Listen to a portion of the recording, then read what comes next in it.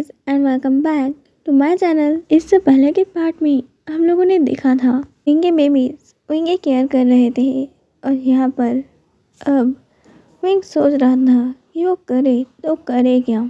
यहाँ पर उसे कुछ समझ नहीं आ रहा है। मैन कहता है मम्मा हम लोग यहाँ बोर हो गए हैं अंदर रह रह के, क्यों ना हम इस सिटी घूमने चले। जब से हम आए हैं हमने इस वर्ल्ड को देखा ही नहीं है। एक सर्वेंट को बुलाता है और सबको ये बताने को बोल देता है कि वो अपने बेबीज़ के साथ बाहर घूमने जा रहा है और वो अपने बेबीज़ के साथ बाहर चला जाता है।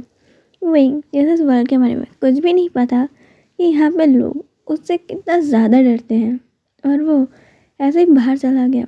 यहाँ पे न्यू मेंशन के अंदर सब कुछ नॉर्मल था, बाहर कई लोग उसे देख के भाग गए और कई तो बेहोश ही हो गए। विंग को समझ ही नहीं आ रहा था कि हो क्या रहा है। उतने में एक मास्कमैन पर्सन आता है और विंग को एक शांत गली में खींचते हुए ले जाता है। बेबीज़ ने तो उसको मारना ही चालू कर दिया था। न्यूआन ने अपने केक उठा ही ली थी कि उस पर्सन की अब वो मेन पॉइंट में तो पड़ के रहने वाली है। उतने में वांगची एक कदम पीछे हटता है और अपने मास्क हटाता है और कहता है ये मैं हूँ। यहाँ पे विंग कहता है ऐसा चोर डाकुओं की तरह आओगे तो यही होगा ना। यहाँ पे वांगची बताता है या तुम भूल गए हो, यहाँ पे सबको अभी लगता है कि मैं मेरे रूम में आराम कर रहा हूँ, तुम्हें क्या सामने से आऊँगा। विंग कहता है ओह अच्छा युआन, उसे सॉरी बोलता है और विंग पूछता है ये सब लोग मुझे देख के बेहोश हो जा रहे हैं और भाग काय को रहे हैं। यहाँ पे वांगची कहता है क्या तुम भूल चुके हो कि विंग के लिए यहाँ पे कितनी बड़ी वॉर हुई थी और वो एक एलियन पैट्रियार्क है, तो ऑफकोर्स लोग तो उससे डरेंगे ही ना, और तुमने अपने फेस के ऊपर कुछ भी नहीं करा है। तो विंग कहता है क्या हुआ, मेरे फेस में कोई प्रॉब्लम है। वांगजी उसे एक मास्क देता है और विंग कहता है ये गर्ल्स वाला मास्क तुम मुझे क्यों दे रहे हो। वांगजी कहता है मुझे और वैसा मिला नहीं।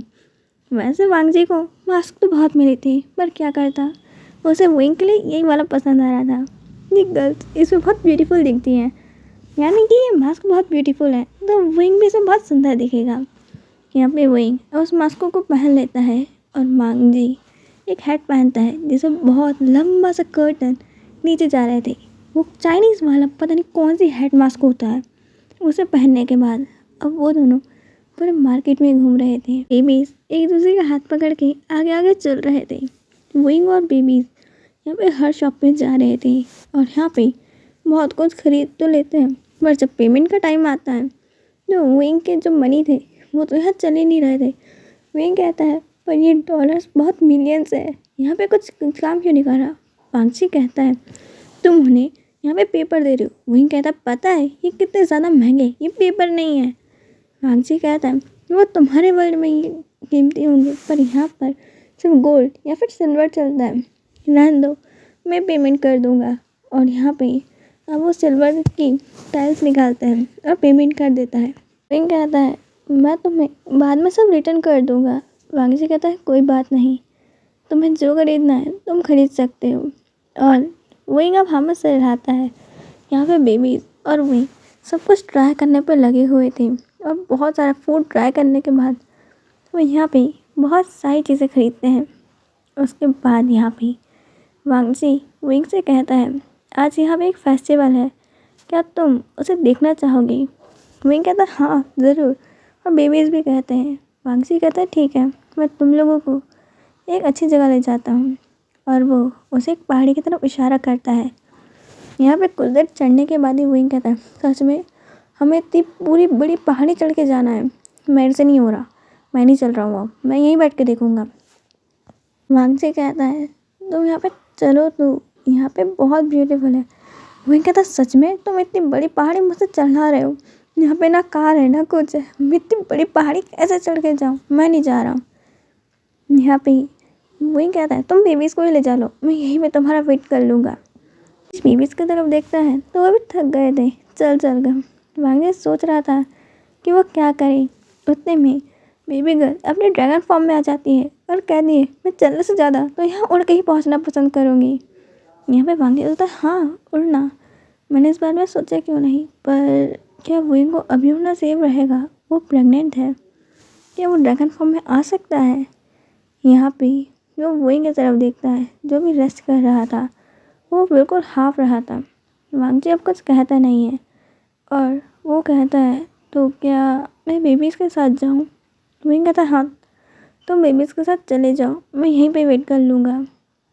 वांग जी कुछ सोच रहा था।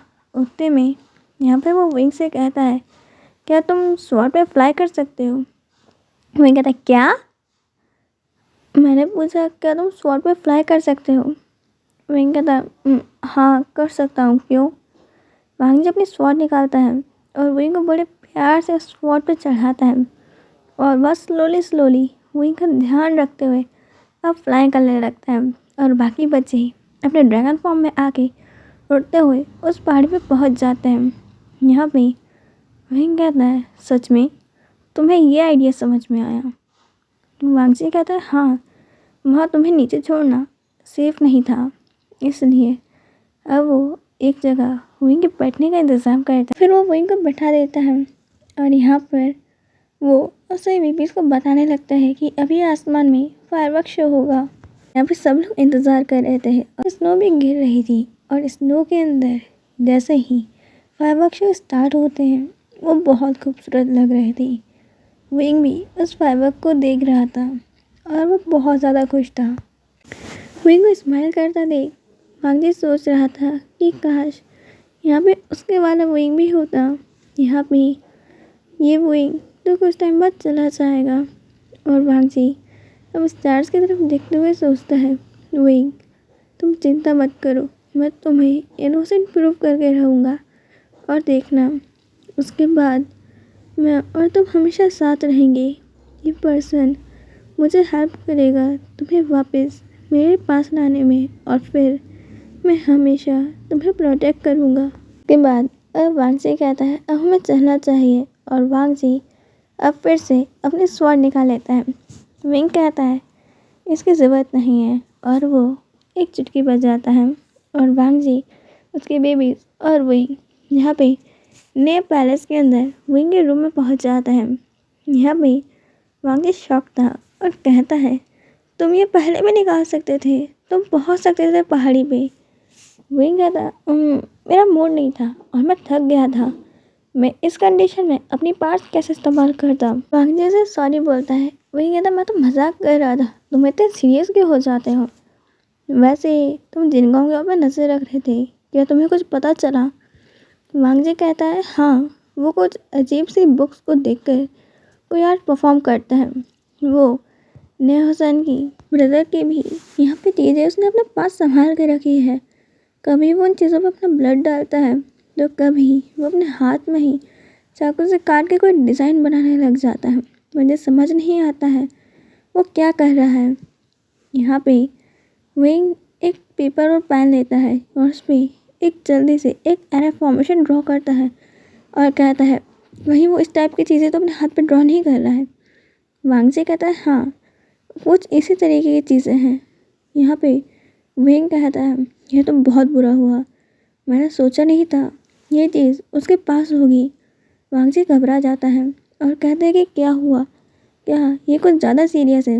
विंग कहता बहुत सीरियस है, क्या तुम यहाँ पे अंकल लैंकुरन को बुला सकते हो और जैंग चैंग को भी? ये सब कुछ क्या तुम उन्हें सीक्रेटली बुला सकते हो? वांग जी हमें से हिलाता है और वो यहाँ पे लैंकुरन की सीक्रेट टेक्निक को इस्तेमाल करते हुए बटरफ्लाई मैसेज लिखकर जल्दी से अपने अंकल और ब्रदर के पास भेजता है।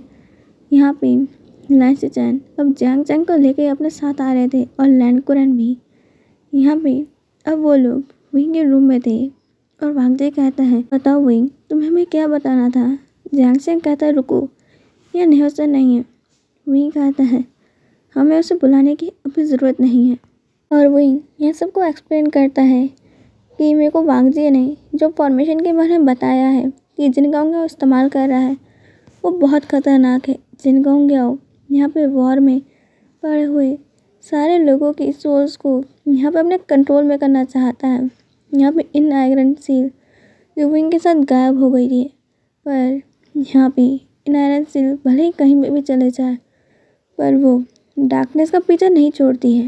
जिनगांव इस डार्कनेस को इस्तेमाल करते हुए एक बहुत खतरनाक आयरन सील खुद की ही बनाना चाहता है। इस सेल को बनाते ही वो इस पूरे वर्ल्ड में अपना कब्जा कर लेगा। यहाँ पे वो नेमिंगजे का इस्तेमाल कर रहा है उसके साथ साथ वेन्निंग को खुद विंग ने बचाया है, इसलिए अभी वेन्निंग के अंदर भी विंग की कुछ पावर्स है, उसको वो अपने काम में इस्तेमाल करेगा। और अगर ऐसा हो गया तो यहाँ पे सारी चीज़ें हमारे कंट्रोल से बाहर निकल जाएगी। भागजी कहता है तो हम क्या करें? विंग कहता है सिर्फ एक रास्ता है, हमें जिनकोंगा को मारना होगा। पर यहाँ पे और लोग उसके पीछे सवाल उठाएंगे क्योंकि अभी जिन क्लैन का वो लीडर बन चुका है। एक वही पर्सन है जो यहाँ पर जिन क्लैन को कुछ भी करने पे फोर्स कर सकता है। पहले हमें सबको ये विश्वास दिलाना होगा कि जिनकोंगा वो गलत है। भागजी कहता है ये इम्पॉसिबल है क्योंकि कोई भी बिना प्रूफ के हम पे भरोसा नहीं करेगा कि जिनकोंगा ये कर सकता है। यहाँ पे लैंडकुरैन कहते हैं अगर हम सबको उसके प्रूफ दिखाएं तो जी कहता है ब्रदर पर वो इसके प्रूफ छोड़ेगा ही क्यों? वही कहता करेक्ट, यहाँ पे जिनकोंगा इतना सब कुछ कर रहा है तो ऑफकोर्स उसने प्रूफ नहीं छोड़े होंगे। यहाँ पे भागजी कहता है पर वो एक वुमन से कनेक्टेड है, वो वुमन उसे बहुत प्यार करती है और मैंने सुना है वो प्रेग्नेंट भी है। यहाँ पे विंग कहता है वो उससे प्यार नहीं करता है, उसके बेबी और उसकी यहाँ पे सोल को सेक्रीफाइस करना चाहता है, उसके बाद ही ये फॉर्मेशन कंप्लीट होगी। यहाँ पे वांगजे कहता तो हम क्या करें? वो वुमन तो आज उससे मिलने आने वाली थी, मैंने अच्छे से पता किया था। विंग कहता है अब हमें पास कोई तरीका नहीं है, हमें जो भी करना है वो आज और अभी करना होगा। वांगजी को कहता है तुम उस वुमन को ने पैलेस में लेकर आओ और जियांग चैंग तुम नेहोचन को बुलाओ। कहता है अंकल यानी कि लैंडकुरैन कि आप यहाँ पे इस सेक्ट के पर्सन्स को वहाँ लेकर आ सकते हैं जब मैं कहता हूँ।